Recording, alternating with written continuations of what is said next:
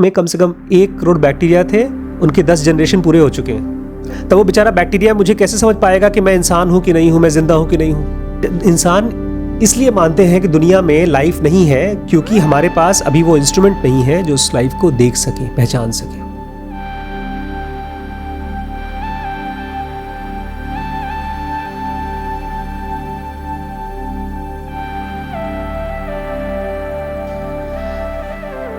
नमस्कार दोस्तों, स्वागत है आपका ज़ेन योगा चैलेंज 2020 में। आज हम लोग जो पढ़ेंगे उसको मैंने एक नाम दिया है। आज की वीडियो का नाम है अहम ब्रह्मास्मि, मैं ही ब्रह्म हूँ। वैसे तो हम सब जानते हैं कि हम सब इंसान हैं, लेकिन कुछ लोगों की लाइफ में कभी कभी ऐसा होता है कि वो अनाउंस करता है अहम ब्रह्मास्मि। मंसूर नाम का एक आदमी था, उसने भी ऐसे ही अनाउंस किया था अनल हक, और उसका भी मतलब यही है अहम ब्रह्मास्मि। उस आदमी की भी कहानी ऐसी ही थी जैसे जीसस की थी। मंसूर को जब मना किया जा रहा था कि मत बोलो ऐसा तुम, उसका एक हाथ काटा, फिर दूसरा हाथ काटा, फिर पैर काटा, दूसरा पैर भी काट दिया। तो बोलता मैं हूं, मैं ही ब्रह्म हूं, तो मैं क्यों ना बोलूं भाई। पता नहीं उसको चोट नहीं लग रही थी, दर्द नहीं कर रहा था शायद। हाँ, दर्द नहीं करता होगा यार। जीसस का भी यही हाल हुआ था। तो ये किस चीज को कह रहे हैं, ब्रह्म या गॉड? आज ज़ेनोगा ने उसी को समझाने की कोशिश की है। चैप्टर है 6th, एक्सपैंडिंग कॉन्शियसनेस। जब मंदिर में जाते हैं तो एक बिलीफ है, वैसे तो रिचुअल मान लिया गया है कि नहा धोकर जाना चाहिए, लेकिन मेरे हिसाब से मन के अंदर जाने के लिए नहाने का मतलब क्या होगा? नहाना मतलब क्या होगा? इंटरनल प्योरिटी, उसका क्या मतलब होगा? मैं चाहता हूँ वही आप करें। इस क्लास को शुरू करने के पहले, अपने मन के अंदर जाने के पहले आप लोग अंदर से नहा लें। कैसे नहाएंगे? कौन सा रिसेप्टिव मोड होता है जिसमें माइंड बहुत रिसेप्टिव होता है? आज बड़ी मम्मी कुछ चीज़ें शेयर करी थी मुझसे, पैसे के ऊपर, दुनिया में जो रिचेस्ट लोग हैं उसके बारे में। नॉट अबाउट बिल गेट्स, इस टाइप के लोग नहीं, जो लोग सबसे ज़्यादा इनकम टैक्स देते हैं। गूगल ने उनके ऊपर रिसर्च किया तो उसमें सबसे मोटी सैलरी वाले जो लोग होते हैं, जो अमीर होते हैं, वो बहुत कम है, बहुत ही कम है कंपेयर्ड टू रिचेस्ट पीपल जो है दुनिया में। एक तरफ सैलरीड लोग हैं और एक तरफ वो लोग हैं जो सबसे ज़्यादा अमीर होते हैं। अगर 10 लोग हैं तो उसमें से एक आदमी ऐसा होगा जो अमीर बना है अपनी सैलरी की वजह से, बाकी 9 लोग ऐसे लोग हैं जो उसमें से अमीर बने। वो दूसरा मतलब कौन सा? बिजनेस वाले। और उस बिजनेस में भी कौन से बिजनेसेस में ज़्यादा पॉसिबिलिटी है पैसे वाला बनने की, वो बता रही थी मम्मी। तो मैं उनकी बातें सुन रहा था, बीच में मुझे बाहर जाना पड़ गया। मैंने कहा रिम्पी रुको, मैं थोड़ा बाथरूम होके आता हूँ, फिर तुम मुझे बताना। वो कहीं से कुछ पढ़ रही थी आर्टिकल, और बड़ा काम का आर्टिकल लग रहा था। तो बट मैंने उनको बोला कि रुको, बात अपनी कंप्लीट मत कर देना, मुझे बताना, मैं सुनना चाहता हूँ। और जब मैं गया, वापस आया, इस बीच में मेरे मन में थॉट आया कि देखो मैं सुनना चाहता हूँ उनको। वो भी वेट कर रही थी, उन्होंने काफ़ी डिटेल बताया। मैंने कहा रिम्पी इसके ऊपर तो वीडियो बनाना ही चाहिए हम लोग को। वो डीप नॉलेज 2 पे मैं उनसे बनवाऊँगा, बहुत इंपॉर्टेंट वीडियो बनेगा वो। बट वो रिसेप्टिव मोड था मेरा, यहाँ से बाथरूम तक जाना फिर वापस आना, उस टाइम पर मैं एक रिसेप्टिव मोड में था। मैं चाहता हूँ हम वही रिसेप्टिव मोड में आ जाएं जब हम इस क्लास को चालू करें। कल जैसे श्रीश परेशान था, रिसेप्टिव मोड में नहीं था दिवाली की वजह से। आप सभी नहीं थे, इनफैक्ट कोई भी क्लास में नहीं बैठना चाहता था, सभी बड़े फेस्टिव मोड में थे, एन्जॉइंग मोड में थे। मुझे लगता है एक क्यूरियोसिटी चाहिए, ये कोई बहुत इंपॉर्टेंट चीज़ है जो दी जा रही है, तो मैं कुछ मिस न करूं। सवाल ये है कि हमको कौन सी चीज़ डिवाइन बीइंग या तो ब्रह्म बना सकती है? ज़ेनोगा कहती है केवल कॉन्शियसनेस हमको डिवाइन बीइंग नहीं बनाती। ज़ेनोगा उसको बोलती है वाइटल प्रिंसिपल। क्या बोलती है? क्या बोलती है श्रीश? क्या होता है वाइटल प्रिंसिपल? बहुत ज़रूरी प्रिंसिपल, सिद्धांत। वाइटल मतलब बहुत ज़रूरी। वाइटल साइंस क्या होते हैं मेडिकल में? ABC, कौन कौन से? नहीं पता? जब नहीं, हम लोग जब चेक करते हैं वाइटल साइंस पेशेंट्स के, ABC, airway breathing circulation disability and exposure. Airway breathing circulation, वो साइंस है कि एक आदमी जिंदा है कि नहीं। तो हमारे बॉडी में जनुका कहती है एक वाइटल प्रिंसिपल है, और जब वो वाइटल प्रिंसिपल हमारे अंदर में एक्टिवली काम करती है, अभी भी काम कर रही है लेकिन पैसिवली, अभी हमारे अंदर में वाइटल प्रिंसिपल है लेकिन वो पैसिव है, हम एक्टिव है। ये बॉडी और माइंड एक्टिव है, वो पैसिव है, वो है लेकिन जब वो डिवाइन फ्रैगमेंट एक्टिवली काम करती है और ये बॉडी पैसिव हो जाती है, सर्वेंट हो जाता है, तब इंसान को आप कह सकते हैं वो डिवाइन बीइंग है। और फिर इस पूरी इक्वेशन को जनुका बोलती है हमको अलग तरीके से, उल्टे तरीके से समझना चाहिए।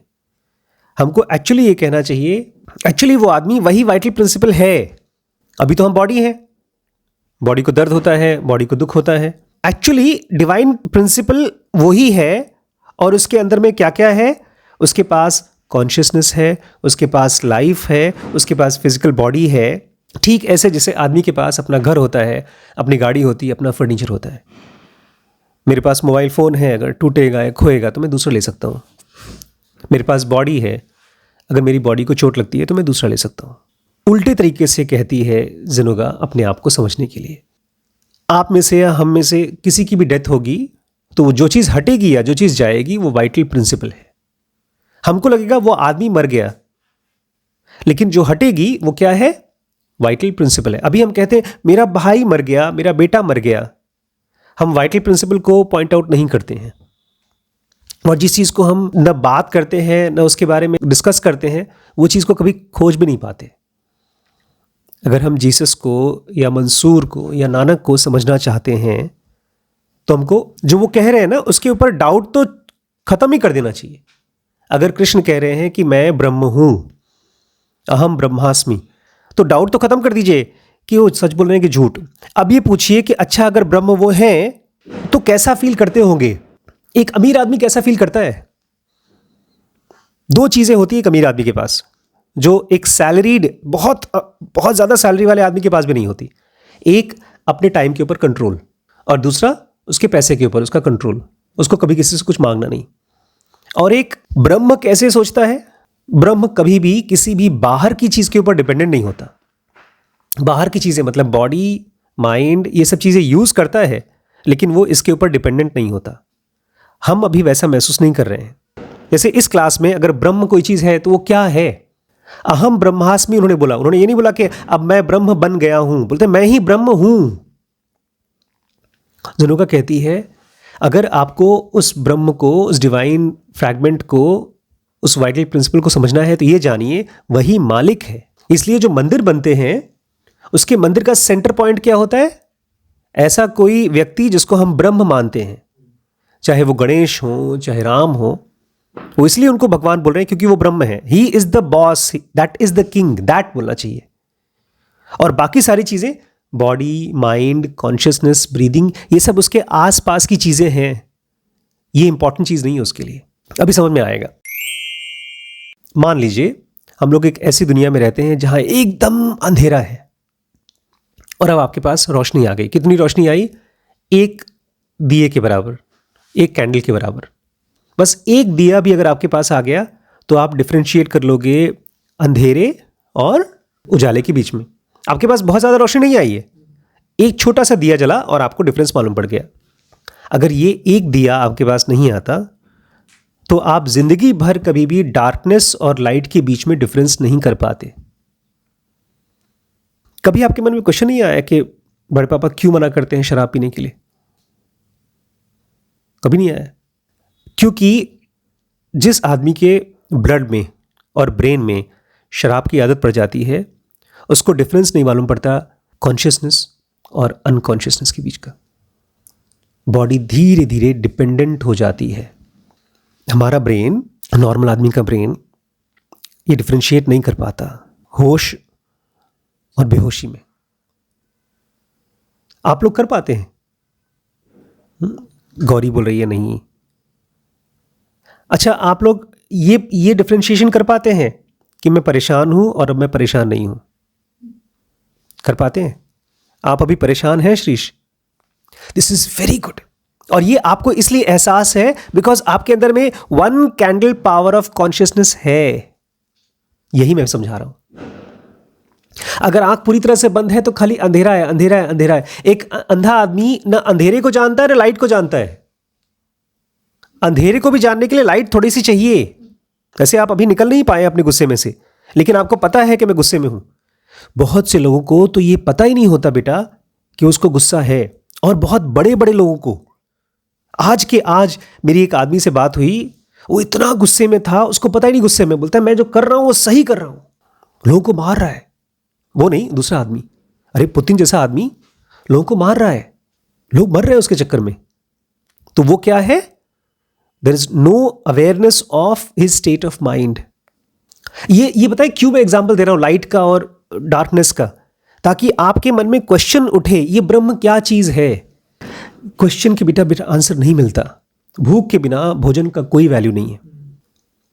ये बहुत बहुत बड़ी किस्मत की बात है कि आप चारों बैठ करके मेरी बात सुन रहे हैं, और जितने भी लोग, चाहे 100 लोग या 500 लोग इस वीडियो को देखेंगे, ये बड़ी किस्मत की चीज़ है। और ये बहुत पुराने ज़माने का है, ये एंशियंट स्ट्रीक है आप लोगों का, आपके संस्कार हैं। देखो, आपका सगा भाई नमन नहीं बैठ पा रहा है, अनिल चाहता है फिर भी नहीं बैठ पा रहा है, नंदिनी चाहती है तब भी नहीं बैठ पा रही है। ये तो वो लोग हैं जो जानते हैं। तो रात को सोते हैं और दिन में जगते हैं। इन दोनों में जो डिफरेंस है कॉन्शियसनेस का, बस इतना ही है। कितना? एक कैंडल। रात को नींद मतलब अंधेरा, और दिन में जगना मतलब एक कैंडल जितनी आपको रखनी था उतना। एक दिया जल रहा है, और वो भी दिया ऐसा है, गया। अगर दीदी ने बोल दिया कि तुम मुझसे बात नहीं करते, तुम अपना ओपिनियन मत दो मुझे, कैंडल उड़ गया। मम्मी ने बोल दिया कि अपने दोस्त के साथ नहीं खेलना है, गया। अमन को, वैभव को, श्रीश को और गौरी को देख करके मुझे लगता है फ्यूचर एनलाइटेंड मास्टर्स और फ्यूचर बिलियनर्स, 4 बिलियनर्स मेरे घर में दिख रहे हैं।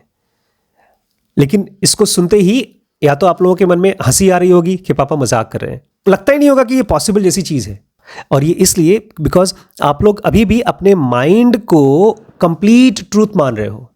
दिन में जो आप जगते हो वो क्या है? 1 कैंडल लाइट, थोड़ा सा। लेकिन अगर जिंदगी भर हमेशा सोते रहते तो हम कभी नहीं जान पाते कि एक्चुअली कॉन्शियसनेस क्या है। आज मैंने बड़ी मम्मी को गाड़ी में पूछा, ये जेन्युइनली पूछा मैंने, बहुत जेन्युइनली, बिकॉज जब भी मैं बड़ी मम्मी की बातें सुनता हूँ तो मुझे लगता है ये ऐसी लड़की, इतनी समझदार, इतनी खूबसूरत, इतनी इंटेलिजेंट, पढ़ाकू लड़की मेरे साथ क्यों फंस गई, इसने मुझसे क्यों शादी की। तो मैंने बहुत जेन्युइनली पूछा, रिम्पी तो तुमको लगता नहीं कि तुमने कुछ गलती कर दी वर चूज करने में? तो उन्होंने एक बात बोली, कोई गेस कर सकता है क्या बोला होगा? क्या बोला होगा? बोलती हैं तुम इंटेलिजेंट नहीं हो। मैं तो सुन के खुश हो गया। मैंने कहा लेकिन कोई तो प्रूफ दो कि मैं इंटेलिजेंट हूं। तो उन्होंने एक चीज कही जो मैं चाहता हूं आप लोग समझिए। उन्होंने कहा तुम इमोशनली मुझसे कहीं ज्यादा इंटेलिजेंट हो। वो इमोशनल इंटेलिजेंस क्या है? Regulation over emotions, all the emotions. लेकिन एक बात समझिए, अगर एक बहुत पढ़ा लिखा आदमी, बहुत ही ज्यादा पढ़ा लिखा आदमी, और उसके इमोशंस उसके कंट्रोल में नहीं तो क्या फायदा? और वाइस वर्सा, एक आदमी थोड़ा कम समझदार भी, जैसे वॉरेन बफेट अपने आप को ये कहते हैं कि मैं बहुत ज़्यादा समझदार नहीं हूं, लेकिन मैं अपने आप को इमोशन कंट्रोल रेगुलेट कर पाता हूं। जिनोगा आपसे सवाल पूछती है, क्या दिन में थोड़ी देर के लिए ही सही हम अवेयर होते हैं या हम हमेशा सोते रहते हैं? इसलिए मुझे लगता है कि शराब पूरे धरती पे बैन कर देना चाहिए, एकदम बंद।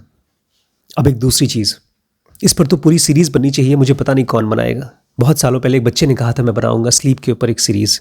एक्चुअली आपने लिमिटलेस कहा था, इसने स्लीप के ऊपर कहा था। लेकिन होता क्या है, जब हम किसी चीज़ को एक कॉन्शियसनेस में कहते हैं, वो कॉन्शियसनेस छोड़ करके नए कॉन्शियसनेस में आ जाते हैं, इसलिए वो भूल जाता है। कोई चीज़ चालू करना तो हमारे हाथ में है, लेकिन कब तक चलेगा वो हमारे हाथ में नहीं है। हमारी लाइफ वो उस गाड़ी की तरह है जो लेते हैं, पीछे खींचते हैं और छोड़ देते हैं। अब वो कब जाकर बंद होगी हमको पता नहीं है। हम भी वैसे ही हैं, बोल तो दिया कि वीडियो बनाएंगे, लेकिन कौन सी वीडियो बनाएंगे, कब तक बनाएंगे, कुछ हमारे हिसाब से है नहीं। इसलिए जो बोलो उसको बहुत सोच समझ के बोलो, कहा जाता है। प्रॉमिस करो तो बहुत सोच समझ के प्रॉमिस करो। मुझे पहले लगता था कि मैं जानता हूँ, लेकिन ज़ेनोगा से मिलने के बाद मुझे समझ में आया कि मैं नहीं जानता हूँ और कोई नहीं जानता, इवन डॉक्टर्स नहीं जानते कि स्लीप क्या है। अभी भी साइंटिस्ट नहीं जानते कि स्लीप क्या है। तो जैसे स्लीप है, स्लीप बड़ी पावरफुल चीज़ है, दर्द गायब कर देती है। बीमार से बीमार आदमी, तकलीफ से तकलीफ में हो, एक बार वो सो जाए तो वो बॉडी से अलग हो जाता है। ठीक स्लीप जैसी ही एक और स्टेट है जिसमें हमको अपनी बॉडी का कोई अवेयरनेस नहीं होता और उस कंडीशन में हम जगे रहते हैं। रमण जैसे लोग, उनकी बॉडी में कैंसर हो गया या मंसूर का हाथ काट दिया या जीसस को ऊपर सूली पर चढ़ा दिया, हाथों में क्या ठोक रहे थे? कील ठोक रहे थे। हमको लगेगा कि बाप रे बाप, ये तो इतना महान है, हमारे लिए दर्द झेल रहा है। कहते भी हैं लोग, जीसस ने तुम्हारे लिए इतना दर्द झेला। लेकिन उनकी वो स्टेट क्या थी? पता है ना आपको, जीसस इंडिया आए थे और यहाँ से योग सीखा था। उनका एक फेज है 14-15 साल से लेकर के 30 साल तक का फेज, किसी को नहीं बताओ कहाँ थे। लोग मानते हैं, एक किताब है, चर्चेस ने उसको बहुत खिलाफत की, उस बुक की बहुत अच्छे से रिसर्च की गई है। प्लस उन्होंने ये भी कहा कि जीसस क्राइस्ट को जब सूली पे चढ़ा दिया गया था, वहाँ मरे नहीं थे। उन्होंने अपनी बॉडी को एक ऐसी स्टेट में डाल दिया था कि लगे कि मर गई है। उन्होंने अपने शिष्यों से ये भी कहा था, जब ऊपर मैं मर जाऊं तो मेरी बॉडी को लपेट करके एक गुफा में डाल देना और मैं 3 दिन बाद फिर से जिंदा हो जाऊंगा। और ऐसे ही हुआ। 3 दिन बाद उसको बोलते रिसरेक्शन। सुना है, जीसस का रिसरेक्ट हो गए थे। और वो उसने ये भी बताया कि जहाँ जहाँ पर कील लगाया गया था, सारी की सारी कील मेजर आर्टरीज को टच नहीं कर पाई थी, मतलब ब्लीडिंग उतना नहीं हो पाया कि वो मर जाए। उनकी सारी मेजर आर्टरीज बच गई थी, वो ब्लीड होकर नहीं मरे थे। और फिर 3 दिन बाद वो फिर से जग गए और वहाँ से चले गए। अपने कुछ गिने चुने शिष्यों को, जो उनके ऊपर बहुत ट्रस्ट करते थे, उनको लेकर वो इंडिया आ गए और कश्मीर में रहे, पहलगाम में। वहाँ पर है उनके एक समाधि टाइप की है, भी बहुत पुरानी। लेकिन बहुत से लोग नहीं मानते, बिकॉज फिर ये स्ट्रक्चर बिगड़ जाएगा क्रिश्चियनिटी का। तो एक स्टेट वो है जिसमें हम सोते हैं और हमारी बॉडी से हम डिस्कनेक्ट हो जाते हैं। इसीलिए शायद हमको वो स्लीप अच्छी भी लगती है। लेकिन उससे भी ज़्यादा पावरफुल वो स्टेट है जिसमें हम जगते रहते हैं, हम बॉडी से अलग हो जाते हैं। जब गहरी नींद होती है तो कितना आराम होता है। वो हमारे रिश्तेदार जिनको हमारे ओपिनियन पसंद नहीं है, उनसे अलग हो गए। हम कितने समझदार हैं, एग्ज़ाम में कितने फेल हो रहे हैं, उससे हमारा कोई कनेक्ट नहीं है। हम बहुत गहरी स्लीप में अपने पोसेशन से, अपनी वरीज से अलग हो जाते हैं। हमारी बीमारी या हमारी सेहत, उससे अलग हो जाते हैं। और फाइनली सबसे इंपॉर्टेंट चीज़, ये वो स्टेट है, इसी को समाधि भी कहते हैं, वाइटल प्रिंसिपल की स्टेट, जिसमें कि हम अपनी बॉडी से भी अलग हो जाते हैं। इसीलिए साइंटिस्ट इसको समझ नहीं पा रहे, बिकॉज ज़्यादातर साइंटिस्ट स्लीप को क्या मानते हैं? बॉडी का ही एक और रूप। जबकि स्लीप क्या है? बॉडी से डिस्कनेक्ट होना। एक तरह से ज़ेनोगा कहती है, जब हम सो रहे होते हैं, और वो स्टेट जब हम जगते हुए भी सो रहे होते हैं, बल्कि सोना गलत है, जगते हुए बॉडी से अलग हो जाते हैं, तो हम किस में होते हैं? ऑब्लीवियन। ऑब्लीवियन, ऑब्लीवियन मतलब ये सब को छोड़ दिया हमने। जैसे बहुत से लोग यूक्रेनियन छोड़कर चले गए, दूसरे देश में चले गए, तो ऐसे ही हम इस पूरी बॉडी को छोड़कर चले जाते हैं। हम किस में चले जाते हैं? Oblivion. किस में? जो आदमी ऑब्लिवियन में है, वो उससे किसी चीज़ से कोई ताल्लुक नहीं है। ना ही तो वो उसके लिए कोई चीज़ एग्जिस्ट करती है, ना ही तो वो खुद, ना तो भगवान, ना ही तो ये दुनिया। और फिर जब हम सोते हैं, सोकर जब उठते हैं, ऑब्लिवियन में से आते हैं, तो हम क्या बोलते हैं? अरे यार मज़ा आ गया, वी स्लेप्ट वंडरफुली। हम ये भी कहते हैं, यार समय का पता ही नहीं चला, अभी तो सोए थे, मम्मी अभी उठा दिया आपने। 8 घंटे बीत जाता है और लगता है बस 1 सेकंड गया है। टाइम का कैलकुलेशन दिमाग में स्टोर ही नहीं होता। ये पूरी बॉडी दिन भर cut cut cut cut cut cut memory store करती रहती है, काट काट के कोलाज बनाती रहती है। दोपहर को ये हुआ था, वहाँ मार पड़ी थी, वहाँ पर पैसा देना है, ये होमवर्क करना है, छुट्टी कब होगी, ऑफिस कब खुलेगा, ऑफिस कब बंद होगा, और 8 घंटे कैसे चले गए पता ही नहीं। इसलिए ये स्लीप बहुत एनिग्मेटिक है। मेमोरी का कोई असर नहीं होता स्लीप पे। मेमोरी बनती हो नहीं बनती हो, स्लीप को उससे कोई डिस्टर्ब नहीं कर सकता। और ऐसी ही स्टेट है vital principle, vital principle. Vital principle. तो अब जिनोगा आपसे सवाल पूछती है, हु टेस्टिफाइज? अगर हम सोते समय एकदम ऑब्लिवियन में थे, दुनिया से कट गए थे, तो हम ऐसा कैसे कह सकते हैं कि बहुत मजे से सोया? वो कौन था जो मजे में था? कोई तो था जो अंदर गया, उस मजे को एक्सपीरियंस करके वापस आया। वो कौन था? वो स्टेट जिसको हमने गहरी नींद में जाकर एक्सपीरियंस किया, वो स्टेट कौन सी थी? वो कॉन्शियसनेस कौन सा था? Who टेस्टिफाइज it? टेस्टिफाई समझते हैं? गवाही। आप जगते हैं तो बोलते हैं अच्छा लगा, फ्रेश हूं मैं। तो फ्रेशनेस को जस्टिफाई कौन करता है? किसके पास गया और वापस आया? वो हम जिसको बोलते हैं कि मैं गया था और मैं जगा, वो मैं कौन है? वो बॉडी तो नहीं है, क्योंकि बॉडी तो सो गई थी, बॉडी का तो एहसास भी नहीं था। ये मैं कौन है जिसको उस अमेजिंग एक्सपीरियंस का एहसास हुआ? क्या हुआ स्लीप के दौरान? क्या हुआ? बॉडी की अपनी खुद की एक साइकिल चलती रहती है। कृष्णमूर्ति को अक्सर ऐसा एक्सपीरियंस होता था, इसको मेंशन किया है, उनकी बायोग्राफी में मेंशन किया गया है। उनका एक हायर सेल्फ और एक लोअर सेल्फ निकलता था।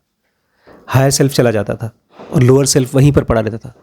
जब हम गहरे सोते हैं तो हमारी बॉडी का अपना खुद का एक साइकिल होता है, एक लेवल होता है कॉन्शियसनेस का।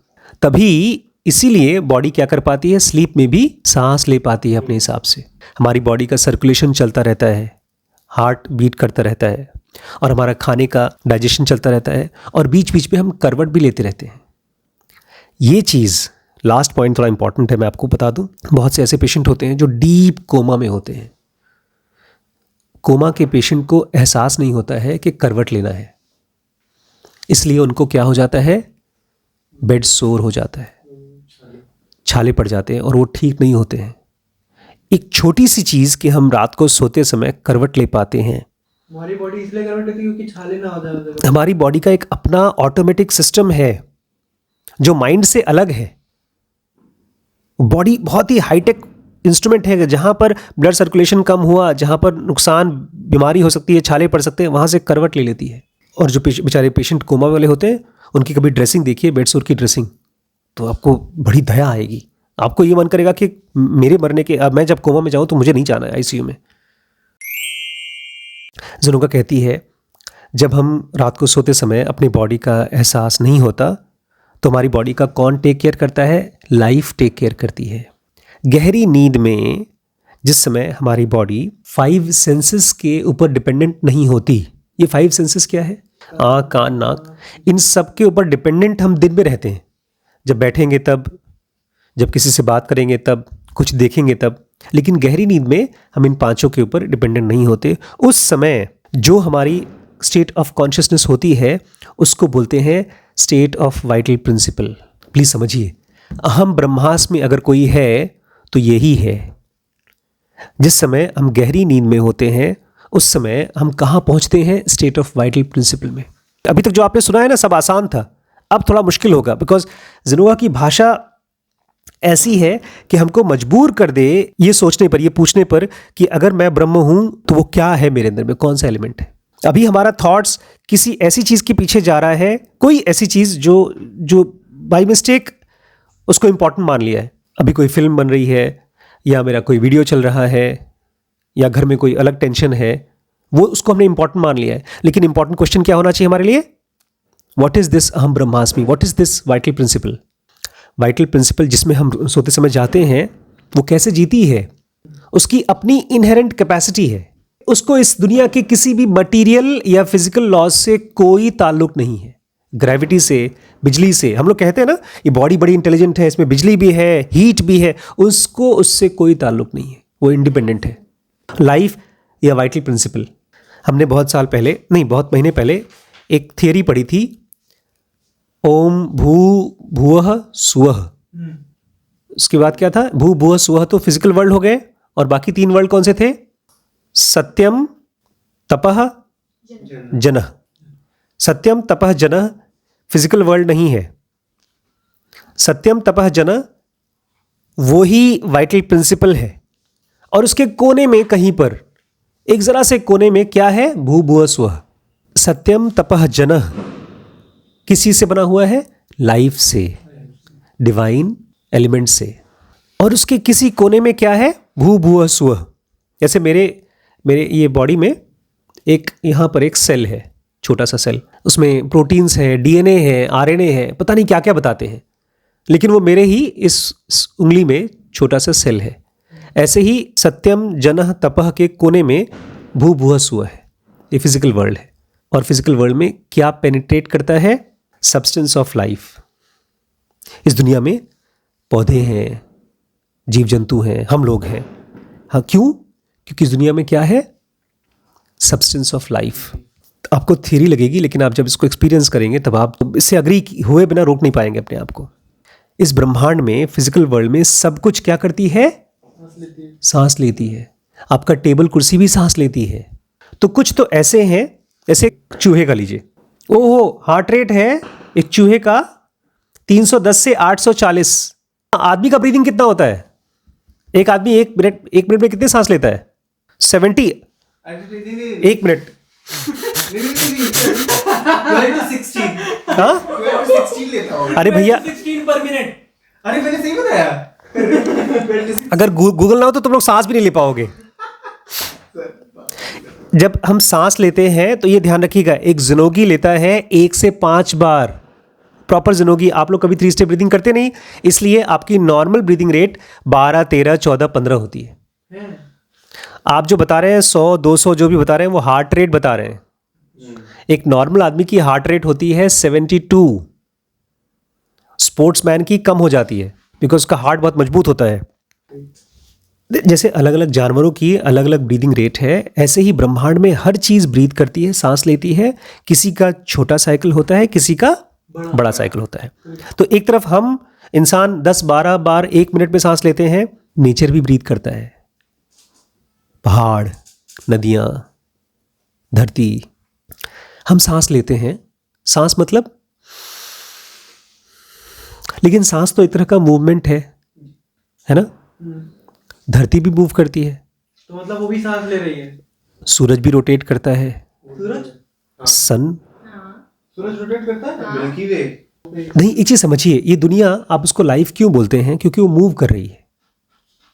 कहीं किसी ना किसी वे में वो मूव कर रही है। एग्जैक्टली। और ये सेंटेंस मैंने कम से कम 100 बार पढ़ा था, मुझे समझ में नहीं आया था। पता है, एक प्रिजम्पशन है, एक साइंटिस्ट प्रिज्यूम करते हैं कि धरती पे ही कॉन्शियसनेस है, धरती पे ही जिंदगी है, इंसान धरती पे ही है, या लाइफ धरती पे है और दूसरे प्लैनेट्स पे नहीं है। इसलिए कहीं पर कोई लाइफ का सोर्स दिखता है तो हम बड़े खुश हो जाते हैं, बोलते हैं मार्स पर पानी मिला, जुपिटर पे कोई पौधा मिला, ऐसा बोलते हैं लोग। तो हम पहले से ही मान के चलते हैं कि दुनिया में खाली धरती पर लाइफ है। अब जिनोगा क्या बोलती है? हम लोग धरती के बाहर कॉन्शियसनेस खोज रहे हैं, ऐसा नहीं है। हम लोग धरती से बाहर कॉन्शियसनेस खोज रहे हैं, ऐसा नहीं है। हम लोग देखना चाहते हैं और देखने का तरीका खोज रहे हैं। मतलब हमारे पास जो भी औजार हैं, टेलीस्कोप वगैरह हैं, वो ठीक से देख नहीं पाते बाहर। हम धरती से बाहर देखना चाहते हैं और ऐसा कोई तरीका खोज रहे हैं देखने का। इसलिए हम प्रिज्यूम करते हैं कि इंटरस्टेलर स्पेस में, मतलब ब्रह्मांड के दूर दूर तक लाइफ नहीं है। भाई हमारे पास, हमको दिख नहीं रहा है, हमारे पास टेलीस्कोप्स हैं, लेकिन टेलीस्कोप्स एक तारे का फोटो ले लेती हैं। लेकिन वो तारा, सुनिए अब आप समझ जाएंगे, वो तारा सांस ले रहा है कि नहीं ले रहा है, कैसे पता चलेगा? तारा मूव करता है लेकिन पता है, अगर मान लीजिए एक बहुत बड़ा तारा है जिसका एक सांस 1000 बिलियन ईयर्स है, 1000 बिलियन ईयर्स में एक सांस पूरा होता है एक बड़े गैलेक्सी का, यूनिवर्स का, तो कैसे मालूम पड़ेगा आपको? वहां पर है। आप देखिए, मैं हूं, मैं सांस ले रहा हूं, देखिए एक सांस पूरा हो गया, और जितने देर में मैंने एक सांस लिया और एक सांस छोड़ा, उतनी देर में मेरे नाक में कम से कम 1 करोड़ बैक्टीरिया थे, उनके 10 जनरेशन पूरे हो चुके हैं। तो वो बेचारा बैक्टीरिया मुझे कैसे समझ पाएगा कि मैं इंसान हूं कि नहीं हूं, मैं जिंदा हूं कि नहीं हूं? हम उनके लिए वो स्टार होंगे। मैंने इन ब्लैक में इसी को दिखाया है। हम देखो, हम इंसान इसलिए मानते हैं कि दुनिया में लाइफ नहीं है क्योंकि हमारे पास अभी वो इंस्ट्रूमेंट नहीं है जो उस लाइफ को देख सकें, पहचान सकें। अब आज का लास्ट पैराग्राफ जो सबसे मुश्किल पैराग्राफ है, अभी तक जो पढ़ा वो सब आसान था। ये अहम ब्रह्मास्मि क्या है? अहम ब्रह्मास्मि क्या है? वो एक rate of flow of life है, लाइफ घूमती है। किस रेट से लाइफ घूमती है, ये किस रेट से कॉन्शियसनेस मूव करती है। ये एक आदमी का जब गहरी नींद में वाइटल प्रिंसिपल जिस एक्चुअल स्टेट में रहती है, वो उसका ओरिजिनल स्टेट, या ऐसा होता है कि एक आदमी उस डीप वाइटल प्रिंसिपल की स्टेट से बाहर निकलता है और वो अलग अलग आदमी के साथ अलग अलग वेकिंग लेवल पे कनेक्ट करता है। एक आदमी है शराब पिया हुआ है, वो जगा हुआ है, लेकिन उसकी वाइटल प्रिंसिपल किस चीज़ के थ्रू एक्सप्रेस हो रही है, बॉडी प्लस शराब। एक आदमी है, उसके बेटे की अभी डेथ हुई है, तो वो उस दुख के साथ और उस बॉडी के साथ वाइटल प्रिंसिपल को एक्सप्रेस कर रहा है। एक आदमी है जिसका एग्ज़ाम होने वाला है, तो अपने एग्ज़ाम का टेंशन है उसको, तो वो एग्ज़ाम का टेंशन प्लस उसकी बॉडी और वो वाइटल प्रिंसिपल, ये तीनों मिक्स होकर के एक्सप्रेस हो रहा है। इसीलिए अलग अलग लोग अलग अलग टाइप से एक्सप्रेस होते हैं। हम लोग ये मानते हैं कि नहीं यार, उस आदमी की सिचुएशन अलग है, उसकी अलग है, उसकी सर्कमस्टांसेस का कोई रोल नहीं है, खाली 3 चीज़ें हैं कि उस आदमी की vital principle, consciousness, flow of life, ये किस रेट से मूव कर रही है। सुनिए सुनिए, वैभव उनसे पूछ रहे थे कि अगर मुझे एग्जाम में पास होना है तो मैं क्या करूं। एक सिंपल सा फॉर्मूला बताया था मैंने आपको, आप रोटेट करिए अपने घर से कॉलेज फिर वापस, कॉलेज फिर वापस, कॉलेज फिर वापस, कॉलेज फिर वापस, कॉलेज फिर वापस, पास हो जाएंगे। रोज कॉलेज जाएंगे, आप कुछ ना कुछ तो पता चलेगा। स्कूल जाते हैं शीश, पास हो गए। आपको यूट्यूब में सक्सेसफुल होना है, क्या करिए, वीडियो बनाइए, वीडियो बनाइए, वीडियो बनाइए, रोटेट करिए। ये आपका रेट ऑफ फ्लो, खाली आपका ब्रीदिंग नहीं, रेट ऑफ फ्लो। एक आदमी जो रोज प्रैक्टिस करता है वो अपना rate of flow of breathing change करता है। जब हम कोई किताब पढ़ते हैं, एक किताब पढ़ते हैं या एक कोर्स पढ़ते हैं, तो हम अपने rate of flow of consciousness को चेंज कर रहे हैं। मेरा कॉन्शियसनेस जो कि डिस्कस कर सकता था किसी फिल्म को, किसी फ्रेंड की मिस्टेक को, किसी का डिवोर्स या किसी का अफेयर, वो कहाँ पर फ्लो कर रहा है, rate of flow of consciousness क्या है उसका, ब्रह्मास्मि, ब्रह्म को डिस्कस कर रहा है। इसीलिए आप बैंगलोर से यहाँ आए because you want to experience a different state of consciousness. इस थॉट को बहुत सीरियसली आप लीजिएगा कि स्लीप है क्या और कौन जगह रहता है। जब हम गहरी नींद में सोते हैं तो वो कौन जगह रहता है और इस बॉडी को जिंदा रखता है। अगर किसी तरह से हम अपनी रेट ऑफ कॉन्शियसनेस को चेंज कर लें, बुक्स की मदद से, कोर्सेज की मदद से हम वही करने की कोशिश कर रहे हैं। एक आदमी दूसरे आदमी से डिफरेंट कैसे है, because of difference of rate of consciousness. Rate, एक को कुछ और दिखाई देता है, एक को कुछ और दिखाई देता है। और जो भी चीज आपके इस मूवमेंट को डिस्टर्ब करे उससे बच जाइए, उससे रुकिए। कोई अफेयर है, कोई ड्रग्स है, किसी के साथ फ्रेंडशिप है, कोई ऐसी जॉब है, कोई भी चीज जो आपकी कॉन्शियस रोटेशन को, इसके लिए मैंने एक ड्राइंग बनाई थी, छोटा छोटा गोला बनाया। एक योगी जब अपने प्रैक्टिस चालू करता है तो वो गोला बड़ा हो जाता है, फिर वो और डीप प्रैक्टिसेस करता है और स्टडी करता है तो गोला और बड़ा हो जाता है। तो हम पहले एक मच्छर जैसे थे, फिर धीमे धीमे, यही तो भगवान के 10 अवतार हैं। भगवान विष्णु के 10 अवतार कौन कौन से हैं? सबसे पहला अवतार कौन सा था? मत्स्य अवतार, मतलब मछली का अवतार। दूसरा कुर्मा मतलब टॉर्टोइज। उसके बाद आया वरह, वरह मतलब बोर या सुअर। उसके बाद नरसिम्हा। अब जाकर के इंसान भी नहीं आया है, अभी इंसान और आदमी के बीच का है, ये होमो सेपियन चल रहा है, नरसिम्हा। उसके बाद वामन। अभी आदमी आया है, लेकिन अभी आदमी ने पूरी ग्रोथ हासिल नहीं की है, वो बौना है। उसके बाद परशुराम। आदमी आया है, परशुराम आया, लेकिन बड़ा गुस्से में है, कंट्रोल नहीं कर पाता अपना गुस्सा। धरती को 21 जनरेशन खत्म कर दिया था क्षत्रियों को। उसके बाद कौन आया? राम, संपूर्ण भगवान राम, मर्यादा पुरुषोत्तम राम। उसके बाद कौन आया? राम के बाद कृष्ण आए थे। कृष्ण थे 8वें अवतार थे कृष्ण। और उसके बाद आए थे बुद्ध, और लास्ट में कल्कि आने वाले हैं, आने वाले अभी तक कलयुग के अंत में आएंगे, प्रोफेसी हुई है। तुम्हें लगता नहीं आए हैं? मुझे लगता नहीं कि आने वाले हैं वो। सच बता रहे हो। आप हर रोज जब भी इन क्लासेस में बैठते हैं तो आप अपना rate of flow of consciousness बढ़ा रहे हैं। और अगर गुस्सा कर रहे हैं तो रेट ऑफ कॉन्शियसनेस घटा रहे हैं।